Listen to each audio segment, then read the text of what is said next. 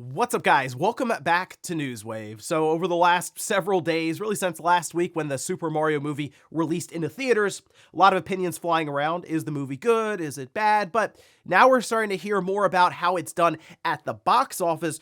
And what it's showing is that Nintendo had an absolutely massive weekend, and we'll go over that here today. Also, we are going to be talking about a bit of a shakeup, one that really caught some people by surprise with a key figure actually leaving. And we'll also be taking a look at Sega with a leak that's gotten out there that seems to be confirming that they may actually be serious about reviving some of their games that were best known on the Dreamcast. Guys, if you enjoy these videos, make sure you hit that like button, helps out a ton. And if new here to the SpawnWave channel, make sure you subscribe down below. And we're going to start today with The Legend of Zelda Breath of the Wild, specifically though, kind of the modding community and how Nintendo views them, which, if you've been following this channel for any length of time, and we talk about Nintendo in the courtroom and how they deal with modifications of their software, you already know where I'm going with this, but take a look this over on Twitter that was posted up by Point Crow. Said incredibly disappointed that Nintendo America has decided to block videos on Breath of the Wild. It's the love for the community and the innovation that we bring to it has kept it alive and brought new people to love the Zelda series. I hope you reverse your decision soon. So showing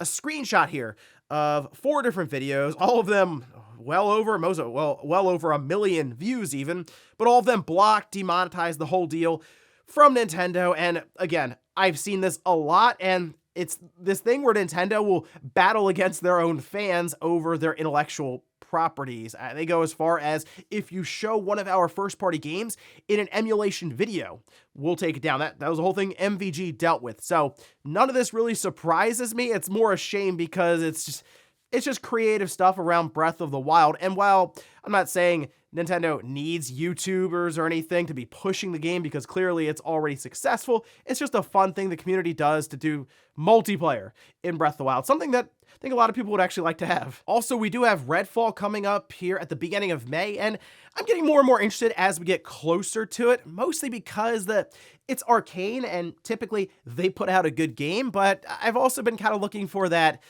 online, the first-person co-op shooter that's not Destiny. Well, we had some gameplay that was posted by IGN, and it didn't go over so well. Here's some of the footage here. This was titled Summoning and Slaying the Rook. It's an IGN first gameplay, and it got downvoted into oblivion. The comments are basically making fun of the gameplay, and for the most part, it didn't make the game look very good. I mean, I will say that. The person playing was not playing particularly well, is the nicest way I can put it here. And this isn't the first time this has happened with IGN first. Consider something like Sonic Frontiers. Remember when that was shown?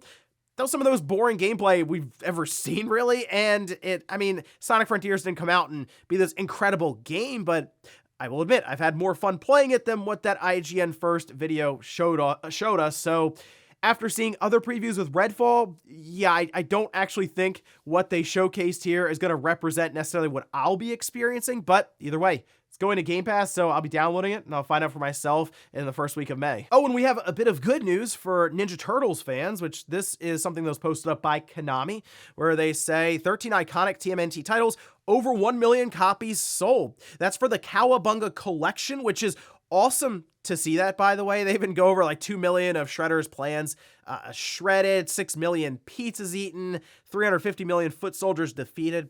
I just like the idea of the Turtles, and specifically these older games, right? Obviously, these games that are retro-inspired, these collections, or even Shredder's Revenge, doing very well. And now we're hearing about the idea of a spin on the Last Ronin. I think that could be really cool, depending on how they approach it. I would just like us to get to a position where we have legitimately good Ninja Turtle games across the board, some retro-inspired and some brand new, quote-unquote, AAA experiences. But hey, good stuff there for Cowabunga Collection. It is an awesome title to pick up, and I'd recommend checking it out if you haven't. And guys, with some of the quick news out of the way, let's get into the bigger stuff. Let's start right away with the Super Mario Bros. Movie, which did release midway through last week. I think some people were seeing it Tuesday night into Wednesday, but from my understanding, the theaters around me were just like, hey, Wednesday it's out. You can come see it early in the morning if you'd like. But basically, the movie has run half of last week all the way through Sunday, and we're starting to get some figures put out there for each individual day as it's being tracked, because there are a lot of expectations around this title doing really well, whether it's through pre-sold tickets or just overall even surveys. Are you going to go see this movie? There is a lot of anticipation for this being a big-time number, and it didn't disappoint. We can see this posted up over on Deadline, and many places were reporting some of these numbers as they were updating almost in real time. And see, basically, every couple hours, there was a new, larger figure that was being reported. But we can see this here where they say a record 5-day of, they say, wow, 204.6 million. Per Universal, this AM, that kicks Transformers Revenge of the Fallen's 200 million Wednesday through Sunday opening to second place among 5-day US and Canada records.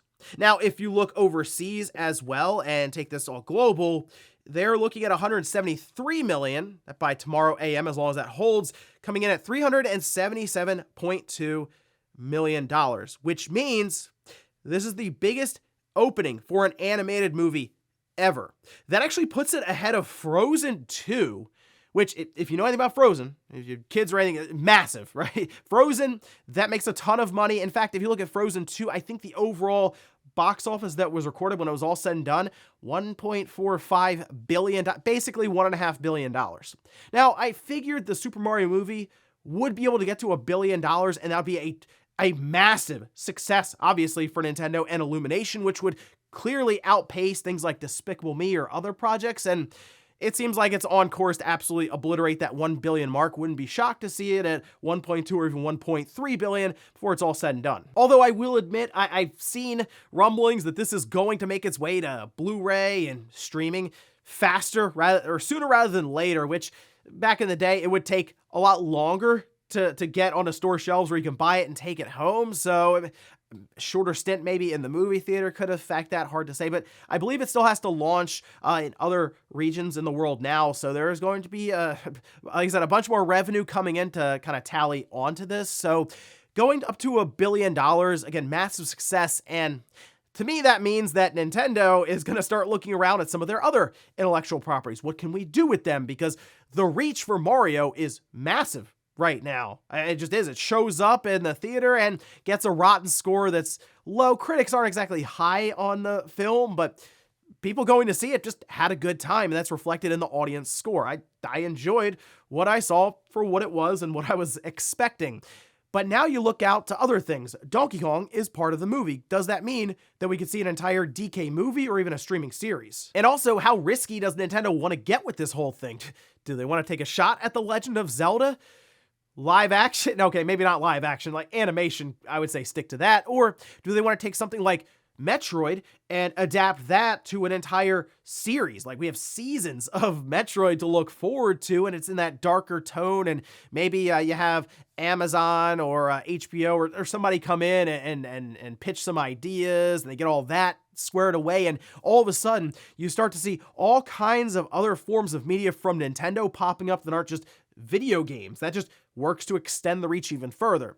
Something else I'm going to be curious about here with this kind of effect, does that mean that the MPD sales charts will show a clear jump in overall sales for Mario Kart, New Super Mario Bros. U Deluxe, Mario Odyssey, Mario Party, basically anything with Mario on the front of it? Because based on the movie sales, I have a feeling there's been a lot of people who become very interested in Mario all over again. But certainly good news if you were someone that was hoping that Nintendo would continue on this path with other intellectual properties, or at the very least, Super Mario Bros. The movie 2, or whatever they decide to call it there. And we'll continue keeping an eye on some of the revenue here, because I am curious how long it'll take to get to $1 billion, because to me, it's just about locked in at this point. Next up, let's talk about a pretty big shakeup at Microsoft. Now we know 343 had some issues with Halo Infinite. That might be putting it mildly, but they did eventually ship the game, and they have worked to at least fix the game after shipping it. They still have a lot to do, I'd say, to get it back on course and actually have updates rolling out at a frequent pace.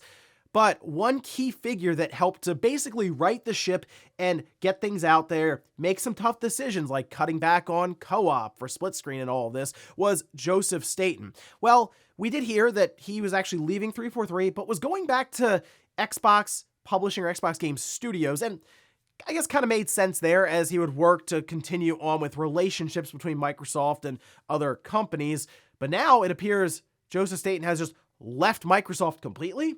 This we can see was a post over on IGN where they had the story saying Joseph Staten, head of creative on Halo Infinite and cinematic director on the first 3 Halo games, is leaving Microsoft. The company has confirmed to IGN. In its message, Microsoft did not say where Staten was headed next, nor the reason he was leaving Microsoft after 9 years. Okay, so after IGN put up their article, Joseph Staten came in, quote tweeted it, and said, "Hey folks, I am indeed leaving Microsoft. I'll have more info to share soon, but for now, I just like to thank all my Xbox colleagues for all their understanding and support as I embark on a new adventure." Okay, so this is particularly interesting because the way it's kind of being worded here, it sounds like Joseph Staten is leaving Microsoft to go somewhere else. He's not, okay, I'm retiring or I'm just going to do, I don't know, time off from the industry. It seems that he's going to another job opportunity. And as soon as this got out there, it did make me think, is he going to Bungie? Is that what's going to happen? He's going to end up under Sony's wing at that point? Or could he potentially be going and starting up his own studio? Because we're seeing that from a lot of different individuals at these studios where they'll take 5 or 6 people, generally at the heads of some of these departments, and they'll go make Maverick Games as an example that spun off of Playground Games within Microsoft, and a lot of that was they felt pigeonholed for Forza and they wanted to go do something else. So is it possible that Joseph Staten felt pigeonholed in Halo Infinite? That game's not getting done anytime soon. It's going to be ongoing for live services, and after the move back within Microsoft, maybe their next project was, hey, let's do a spin-off title in the Halo universe. It's hard to say, at least until we get more information from Joseph Staten as to what's next. But yeah, this certainly is a bit of a shakeup for Microsoft, and I would say lowered some of the confidence across the Halo community. Even though Joseph Staten left 343, he was still within Microsoft, and I assume could make the jump back if he needed to, but if he's just gone, yeah, that's not going to happen again if Halo Infinite gets into some trouble. So I guess we'll see. Hopefully we'll find out more from Joseph in the coming weeks or months. Next up, let's talk about a pretty big leak from within Sega, and this has to do with one game in particular that I was hoping would eventually show up as something that Sega would focus in on for a reboot, and that's Jet Set Radio. We, of course, had Jet Set Radio on the Dreamcast, and then we had Jet Set Radio Future on the Xbox. They also played around with it on mobile. I think it went to the Vita, but they didn't do like a brand new one, certainly not one that would have been on the level of those titles from back in the day, ones that would more or less push the AA, the AAA envelope. However, it does appear that they are at least thinking about it or even planning and developing it now. We can see this posted up on Twitter. This was from AV to Game, who said, "Special thanks to anonymous user DM for this, so it seems this was part of footage from Sega's Japan's internal meeting held in 2021. The Japanese characters on the top right reads, footage in development." Okay, so there is still some doubt around this. People are going back and forth. Is this team real? Is this team fake? And I'll admit, when you hear about anonymous user DMs and stuff, it is kind of sketchy for that. So Persona 3 Remake, I do believe they are, it's Atlas, I'll be honest, I do believe they are remaking Persona 3. So there you go. But the other part was Sonic, and then they showed Jet Set Radio. And we also had Sega Bits, who talked a bit about this on Twitter, saying today's Jet Set Radio leak ties in with the rumors we shared last July.